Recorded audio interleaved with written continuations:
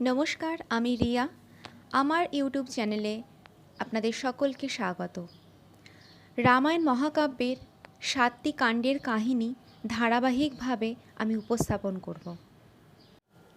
মহর্ষি বাল্মীকি রচিত সংস্কৃত মহাকাব্য রামায়ণ প্রাচীন ভারতীয় সূর্যবংশীয় রাজাদের কাহিনী অবলম্বনে রচিত। অযোধ্যার রাজা শ্রী রামচন্দ্রের পবিত্র জীবনকথা নিয়েই রচিত রামায়ণ। অযোধ্যা তার জন্মভূমি হলেও তিনি সমগ্র ভারতবর্ষের। এই মহাকাব্যে বিভিন্ন সম্পর্কের পারস্পরিক কর্তব্য বর্ণনার পাশাপাশি আদর্শ ভ্রাতা, আদর্শ স্ত্রী ও আদর্শ রাজার চরিত্র চিত্রণের মাধ্যমে মানব সমাজের আদর্শ ব্যাখ্যা করা হয়েছে। হাজার হাজার বছর আগে পিতামহ ব্রহ্মা বাল্মীকিকে বলেছিলেন, ইয়াবৎস্থাস্যন্তি গিরয়ঃ সরিতস্য মহীতলে তাবৎ রামায়ণ কথা লোকেষু প্রচরিষ্যতি। অর্থাৎ যতদিন পৃথিবীতে পাহাড় ও নদী থাকবে ততদিন দেশে দেশে রামায়ণের কথা প্রচারিত হবে। কাহিনীর পূর্বাভাস। তমসা নদীর তীরে বাল্মীকি মুনির আশ্রম। শান্ত স্নিগ্ধ তপবন। বাল্মীকি মুনির মনে কিন্তু এক অশান্ত জিজ্ঞাসা। পৃথিবীতে এমন কে আছেন যিনি গুণবান, বীর্যবান, ধার্মিক, সত্যবাদী, চরিত্রবান আর অপরের কল্যাণের জন্য তার জীবনের সর্বস্ব ঢেলে দিয়েছেন, যিনি মহা শক্তিশালী আবার মহান ক্ষমাশীল। এমন সময় তপবনে এলেন দেবর্ষি নারদ। নারদ সব কথা শুনে বললেন, মুনিবর, আপনি যেসব গুণের কথা বলছেন তার সবগুলি একসঙ্গে মানুষের মধ্যে বড় একটা দেখা যায় না। তবে এইরূপ সর্বগুণাধার একজনকে আমি জানি, যিনি অযোধ্যায় জন্মেছেন, যিনি বুদ্ধিমান, ধার্মিক, প্রজাবৎসল, যিনি হিমালয়ের মতো ধৈর্যশীল এবং সমুদ্রের মতো গম্ভীর, বিষ্ণুর মতো বীর আর ক্ষমায় পৃথিবীর মতো কোমল।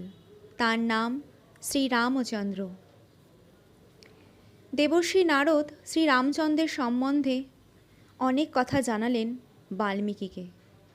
তারপর তিনি বিদায় নিলেন। শ্রীরামচন্দ্রের দেবচরিত্রের কথা শুনে বাল্মীকির মনে খুব আনন্দ হলো। আশ্রম থেকে বেরোলেন, তমসা শীতল জলে স্নান করলেন। সঙ্গে আছেন শিষ্য ভরদ্বাজ। মুনি আপন মনে চলছেন তমসার তীর দিয়ে। কিন্তু এ কি, একটি পাখি শরবিদ্ধ হয়ে পড়ে আছে, সারা গায়ে রক্তমাখা। আর একটি পাখি তার শোকে করুণভাবে কাঁদছে। পাখি দুটি ক্রৌঞ্চ ক্রৌঞ্চি। দূরে দাঁড়িয়ে আছে নিষাদ। বাল্মীকির হৃদয় কেঁদে উঠল। তার হৃদয়ের অন্তঃস্থল থেকে বেরিয়ে এলো ছন্দবদ্ধ শ্লোক। মা নিষাদ প্রতিষ্ঠাম তমগমঃ শাশ্বতী সমা ইয়ৎ ক্রৌঞ্চ মিথুনা দেকমবধিহি কামমহিতম। অর্থাৎ, হে নিষাদ, তুই যেহেতু এই ক্রৌঞ্চ মিথুন থেকে কামমোহিত ক্রৌঞ্চকে নিহত করলি, এই কারণে কখনো তোর প্রতিষ্ঠা লাভ হবে না। করুণা ও সমবেদনার গভীর অনুভূতি থেকে জেগে উঠল প্রথম কবিতা। তাই তিনি বাল্মীকি হলেন আদি কবি। বাল্মীকি আশ্চর্য হলেন তার নিজের এই কবিত্ব শক্তি দেখে। কবিত্ব শক্তি যে একটি দৈব শক্তি। মুনি আশ্রমে এসে সমাহিত চিত্তে ভাবতে লাগলেন, কি করবেন এই বিশেষ শক্তি দিয়ে। স্বয়ং ব্রহ্মা যেখানে আবির্ভূত হয়ে বললেন, আমি বিশ্বস্রষ্টা, আমার ইচ্ছা অনুসারেই এই ছন্দ বেরিয়ে এসেছে তোমার মুখ থেকে। তুমি এই ছন্দ দিয়ে রচনা করো পরম পুরুষ শ্রীরামচন্দ্রের জীবন কথা। তোমার রচিত রামায়ণের কথা চিরকাল অমর হয়ে থাকবে পৃথিবীর বুকে। সৃষ্টিকর্তা ব্রহ্মার এই আদেশ ও আশীর্বাদে আরম্ভ হলো আদি কবি বাল্মীকির রামায়ণ রচনা। সরজ নদীর তীরে কোশল নামে এক বিরাট রাজ্য ছিল। তার রাজধানী ছিল অযোধ্যা। অযোধ্যায় রাজত্ব করতেন ইক্ষ্বাকু বংশের রাজা দশরথ। তিনি পণ্ডিত, জ্ঞানী ও মহৎ তেজস্বী ছিলেন। কিন্তু রাজা দশরথের মনে বড় দুঃখ। তার কোনো সন্তান নেই। রাজা ও 3 রানী কৌশল্যা, কৈকেয়ী ও সুমিত্রা সকলেই এর জন্য চিন্তিত। একদিন দশরথ তার মন্ত্রীদের সবাইকে ডেকে জানালেন তার মনের ব্যথা। তাদের পরামর্শে স্থির হল রাজা প্রথমে অশ্বমেধ যজ্ঞ ও তারপর পুত্রেষ্টি যজ্ঞ করবেন, তাহলেই তিনি পুত্র সন্তান লাভ করতে পারবেন। তাপস ঋষ্যশৃঙ্গ এলেন অযোধ্যায়। তার নির্দেশে যজ্ঞের আয়োজন হতে লাগল। কি বিরাট সে আয়োজন!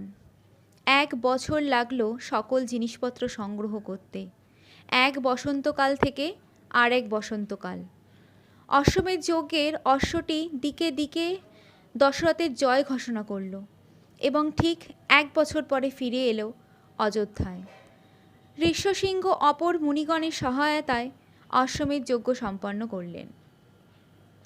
রাজা দশরথ ব্রাহ্মণগণকে দান করলেন 10 লক্ষ ধেনু, বহু সুবর্ণ এবং রৌপ্য মুদ্রা। এবার আরম্ভ হল পুত্রেষ্টি যজ্ঞ। মুনি ঋষ্যশৃঙ্গের পরিচালনায় বিধিমতো অগ্নিতে আহুতি দেওয়া হতে লাগল। সৃষ্টিকর্তা ব্রহ্মা ও দেবগণ আবির্ভূত হলেন সেখানে। দেবগণের আগমনে যজ্ঞভূমি দেব সবাই পরিণত হল। দেবতারা ব্রহ্মার কাছে আবেদন জানালেন, ভগবান, আপনার কাছে বর লাভ করে রাবণ খুবই গর্বিত। সে আমাদের ওপর নানা অত্যাচার করছে। আমরা তাকে শাসন করতে পারছি না। আপনি দয়া করে তার বিনাশের ব্যবস্থা করে দিন। দেবতাদের কথা শুনে ব্রহ্মা বললেন, রাবণ বধের উপায় আমি চিন্তা করেছি। রাবণ বর চেয়েছিল দেব, যক্ষ, রক্ষ এরা যেন কেউ না মারতে পারে। দুষ্ট রাবণ তখন মানুষের নাম উল্লেখ করেনি, সুতরাং মানুষের হাতেই তার মৃত্যু হবে। কিন্তু কে সেই মানুষ? দেবতারা বিষ্ণুর কাছে গেলেন এবং প্রার্থনা জানালেন, রাবণ বধের জন্য আপনাকে মানুষ হয়ে পৃথিবীতে জন্মাতে হবে। দেবতাদের সব কথা শুনে বিষ্ণু বললেন, তাই হোক। তিনি মনে মনে স্থির করলেন নিজেকে 4 ভাগে ভাগ করে দশরথের 4 পুত্ররূপে এই ধরাধামে অবতীর্ণ হবেন। দেবতারা বিদায় নিলেন। হোমের আগুন থেকে উঠে এলেন এক জ্যোতির্ময় পুরুষ। দশরথকে তিনি একখানি পায়েসের থালা দিয়ে বললেন, দেবতার এই প্রসাদ রানীরা ভোজন করলেই আপনি পুত্র লাভ করবেন। তারপর তিনি বাতাসে মিলিয়ে গেলেন। রাজা দশরথ মহা আনন্দে অন্তঃপুরে গিয়ে রানীদের এই পায়েস প্রসাদ দিলেন। তিনি অর্ধেক দিলেন প্রথম বড় রানী কৌশল্যাকে, তারপর অর্ধেক দিলেন কৈকেয়ীকে, পরে উভয়ের ভাগ থেকে অর্ধেক অর্ধেক নিয়ে সুমিত্রাকে দেওয়া হলো। যথাসময়ে রানীদের পুত্র হল। কৌশল্যার পুত্র হলেন রাম, কৈকেয়ীর পুত্র ভরত এবং সুমিত্রার 2 পুত্র লক্ষ্মণ ও শত্রুঘ্ন। আকাশ থেকে দেবতারা পুষ্পবৃষ্টি করলেন। দেখতে দেখতে রাজার 4 কুমার বেড়ে উঠতে লাগলেন। 4টি ভাই যেন পিতামাতার নয়, অযোধ্যার সকল নরনারী নয়নের মণি। 4টি ভাই যেন একই দেহের 4টি ভাগ। বিশেষ করে রাম ও লক্ষ্মণ এবং ভরত ও শত্রুঘ্ন 2 দেহ হলেও একটি যেন আরেকটির ছায়া। রাম যখন মৃগয়ায় যান, লক্ষ্মণ ঠিক তার পিছন পিছন ছুটলেন ধনুর্বাণ হাতে, আর শত্রুঘ্নকে পাওয়া যাবে ভরতের কাছে কাছে। ক্রমে ক্রমে কুমারগণ নানা অস্ত্রবিদ্যায় পারদর্শী হয়ে উঠলেন। একদিন মহারাজ দশরথ মন্ত্রী ও পুরোহিতদের সঙ্গে পুত্রদের বিবাহ বিষয়ে আলোচনা করছিলেন। এমন সময় মুনি বিশ্বামিত্র এসে জানালেন, 2 রাক্ষস মারীচ ও সুবাহু আমার ব্রত আচরণের বিঘ্ন করছে। সেই রাক্ষসদের বধ করার জন্য রামচন্দ্রকে প্রয়োজন। দিন 10 লাগবে এর জন্য। মাত্র এই কটি দিনের জন্য রামচন্দ্রকে আমার কাছে দিতে হবে। মুনির এই কথা শুনে দশরথ খুবই বিচলিত হয়ে পড়লেন। কিন্তু বশিষ্ঠ রাজা দশরথকে আশ্বাস দিয়ে বললেন, আপনার কোনো ভয় নেই মহারাজ। মহাত্মা বিশ্বামিত্র নিজেই মহাবীর, বহুবিধ অস্ত্র তার আয়ত্তে। তিনি নিজেই মারীচ ও সুবাহুকে মারতে পারেন, কিন্তু তবুও যে এখানে এসেছেন তা আপনার পুত্রের হিতের জন্য। বশিষ্ঠের কথায় দশরথ হৃদয় বল পেলেন। তিনি রামচন্দ্রকে অর্পণ করলেন মুনি বিশ্বামিত্রের হাতে। বিশ্বামিত্র চলেছেন আগে আগে, তার পিছনে ধনুর্বাণ হাতে শ্রী রামচন্দ্র ও লক্ষ্মণ। বিশ্বামিত্র রামকে দান করলেন বলা ও অতিবলা নামে দুটি বিদ্যা। কি বাহুবলে, কি বুদ্ধির তীক্ষ্ণতায়, সব দিক দিয়েই এই দুটি বিদ্যার দ্বারা রামচন্দ্র লাভ করলেন অমিত শক্তি। শরৎকালের সূর্যের মতো হলো তার দীপ্তি। আরও কিছু দূর যাওয়ার পর ঋষি রাত্রিবাস করলেন সরজ নদীর তীরে। তার সঙ্গে মাটিতে ঘাসের ওপর শুয়ে রাত কাটালেন রাজার কুমার রাম ও লক্ষ্মণ। পরদিন ভোর হলো। স্নান ও গায়ত্রী সেরে আবার রাম লক্ষ্মণ হাঁটতে লাগলেন। খিদে পেলে তারা বনের ফলমূল খান, তেষ্টা পেলে নদীর জল। রাত্রির বিশ্রাম ঘাসের ওপর। পরপর 3 দিন। তারপর তারা এসে পড়লেন এক গভীর বনে। এই বনে থাকেন তারকা রাক্ষসী। যেমন তার বিশ্রী চেহারা, তেমনি কুটিল তার স্বভাব। মুনি ঋষিরা যখন যজ্ঞ করেন, তখন এই ভীষণা রাক্ষসী রক্ত বা মাংস ছড়িয়ে দেয় ও নানা রকম বিঘ্ন সৃষ্টি করে। বিশ্বামিত্রের আদেশে সপ্তভেদী বাণ মেরে রামচন্দ্র তাকে বধ করলেন। পরদিন সকালে উঠে আবার হাঁটা শুরু হলো। ভোরে রওনা হওয়ার আগে বিশ্বামিত্র রামচন্দ্রকে বললেন, তুমি তারকাকে নিহত করেছ, এর জন্য আমি খুবই সন্তুষ্ট হয়েছি। আমার আয়ত্তে যেসব বিদ্যা ও অস্ত্র আছে তা তোমাকে দিতে চাই। ভবিষ্যতে এগুলি তোমার কাজে লাগবে। এই বলে তিনি ধ্যান সহায়ে সমস্ত বিদ্যা ও অস্ত্রকে আহ্বান করে সেগুলি রামচন্দ্রকে দান করলেন। সেই অস্ত্রগুলি কেমন করে ছাড়তে হয়, আবার কেমন করে সম্বরণ করতে হয়, সবই তিনি শিখিয়ে দিলেন রামচন্দ্রকে। দুভাই পথ চললেন মুনি বিশ্বামিত্রের সঙ্গে। কিছু দূরে দেখা যাচ্ছে ছায়া ভরা গাছের সারি, আর ফুলে ভরা অতি সুন্দর বিশ্বামিত্রের আশ্রম। আশ্রমিকেরা তাদের সাদর অভ্যর্থনা জানালেন। রাম লক্ষ্মণের অনুরোধে পরদিনই আরম্ভ হল যজ্ঞের আয়োজন। বিশ্বামিত্র 5 দিন মৌন হয়ে যজ্ঞভূমিতে অবস্থান করলেন। 6ষ্ঠ দিনে যথারীতি হোমানল জ্বলে উঠল। মুনিরা বেদগান করে অগ্নিতে আহুতি দিতে লাগলেন। রাম ও লক্ষ্মণ রয়েছেন যজ্ঞভূমি পাহারায়। যজ্ঞ আরম্ভ হওয়ার সঙ্গে সঙ্গে আরম্ভ হলো উৎপাত। কালো কালো রাক্ষসের দল আকাশ ছেয়ে ফেলল। নানা রকম মায়া বিস্তার করে তারা আকাশ থেকে রক্ত ছড়াতে লাগলো। কিন্তু রামের কাছে রয়েছে অনেক অস্ত্র। প্রথমে তিনি ছাড়লেন মানবাস্ত্র মারিচকে মারার জন্য। মারিচ চরকির মতো ঘুরতে ঘুরতে সমুদ্রে পড়ে ডুবে গেল। তারপর ছাড়লেন আগ্নেয়াস্ত্র। সুবাহুর দেহ মাটিতে লুটিয়ে পড়ল, আর বায়ু অস্ত্রে মারলেন অন্যান্য রাক্ষসদের। বিশ্বামিত্রের যজ্ঞবিধি সম্পূর্ণ হল। মুনি ঋষিরা হলেন আশ্বস্ত। পরের দিন রাম লক্ষ্মণ স্নান সমাপন করে বিশ্বামিত্রকে প্রণাম করলেন। বিশ্বামিত্র রাম লক্ষ্মণকে জানালেন, মিথিলার রাজা জনক এক যজ্ঞের আয়োজন করেছেন। সেই যজ্ঞে তোমরা 2 ভাইও চলো আমার সঙ্গে। এক মজার জিনিস আছে সেখানে, নাম হরধনু। যেমন উজ্জ্বল তেমনি বড় এই ধনু, তাতে গুণ আরোপ করা বড় কঠিন ব্যাপার। অনেক অনেক রাজপুত্র পারেনি গুণ পড়াতে। একথা শুনে অত্যন্ত কৌতূহল হলো রামের। বিশ্বামিত্রের সঙ্গে রাম ও লক্ষ্মণ 2 ভাই চললেন জনক রাজার রাজধানীতে। ভূত ভবিষ্যৎ বর্তমান সবই মুনির জানা। কত সুন্দর সুন্দর উপাখ্যান তিনি শোনালেন রাজপুত্রদের। শুধু একটি এখানে বলছি। সগর রাজার উপাখ্যান। সগর রাজা অযোধ্যারই রাজা ছিলেন। তিনি স্থির করলেন অশ্বমেধ যজ্ঞ করবেন। যজ্ঞের অশ্ব বহু দেশ ঘুরে অযোধ্যায় ফিরে এসেছে। কিন্তু কি সর্বনাশ, ঠিক যজ্ঞের দিন সেটিকে পাওয়া গেল না। সগর রাজা তার 60,000 ছেলেকে পাঠিয়ে দিলেন ঘোড়াটিকে খুঁজে নিয়ে আসতে। তারা তন্ন তন্ন করে সারা পৃথিবী খুঁজে কোথাও পেলেন না। ইন্দ্র এই ঘোড়াটিকে নিয়ে পাতালে কপিল মুনির আশ্রমে লুকিয়ে রেখেছেন। সগর রাজার ছেলেরা পৃথিবীতে যখন ঘোড়া পেলেন না, তখন মাটি খুঁড়ে পাতালে প্রবেশ করলেন। সেখানে অনেক খোঁজাখুঁজির পর দেখলেন কপিল মুনির আশ্রমে সেই ঘোড়া। এদিকে কপিল মুনি ধ্যানে সমাহিত। তিনি এসব কিছুই জানতেন না। সগর রাজার ছেলেরা কিন্তু ভাবলেন মুনি ঘোড়া চুরি করে এনেছেন। আশ্রমে তারা নানা উৎপাত আরম্ভ করলেন। হইচই শুনে মুনির ধ্যান ভাঙল। তিনি খুব রেগে গেলেন। মুনির অভিশাপে পুড়ে ছাই হলেন সগর রাজার 60,000 ছেলে। সগর রাজা তার পৌত্র অংশুমানকে পাঠালেন তাদের সন্ধানে।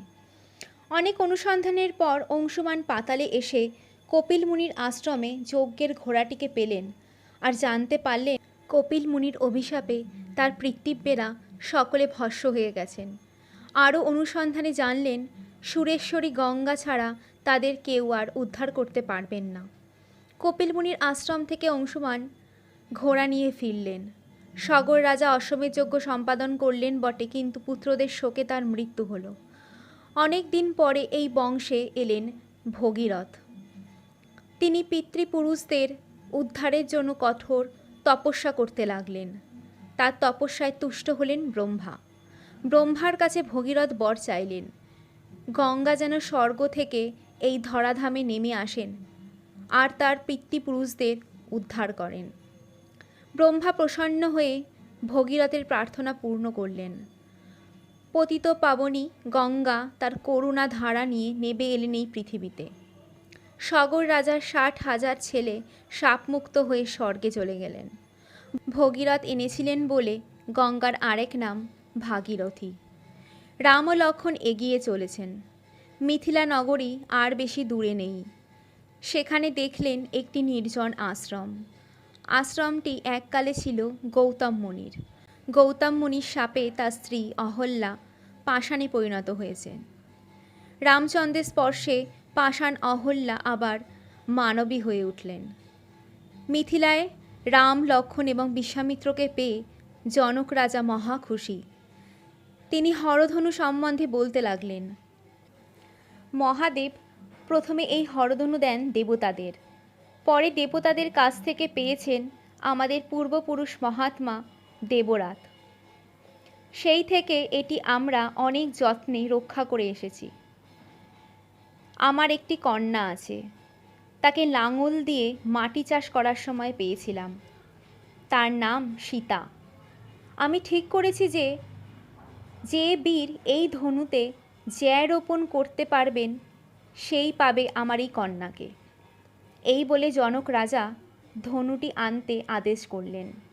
রাজার সিপাহীরা নিয়ে এলো বিরাট আকার সেই ধনু। রামচন্দ্র সকলের সামনে বাঁ হাতে সেই ধনুখানি ধরে ডান হাতে জ্যা রোপণ করলেন। তারপর করলেন গুণ আকর্ষণ। পাহাড় চুরমার হলে যেমন শব্দ হয় তেমনি ভীষণ শব্দ করে ধনুটি ভেঙে দুভাগ হলো। রাজা জনকের কাছ থেকে বিবাহের প্রস্তাব নিয়ে অযোধ্যায় দূত গেলেন। এই আনন্দ সংবাদ শুনে রাজা দশরথ অবিলম্বে মিথিলায় চললেন। সঙ্গে নিলেন ভরত ও শত্রুঘ্নকে আর পাত্রমিত্র এবং গুরু পুরোহিতদের।